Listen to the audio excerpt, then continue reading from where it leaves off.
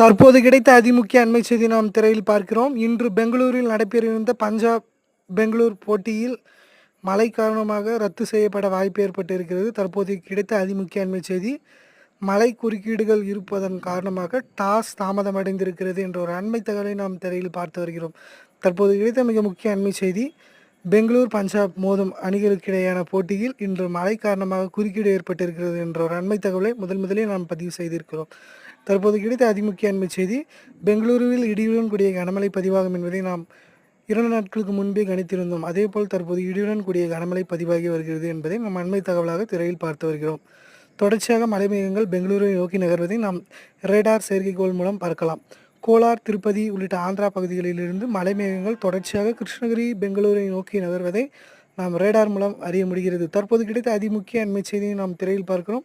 மழை காரணமாக இன்றைய IPL போட்டி ரத்தாகவோ அல்லது தாமதமடைய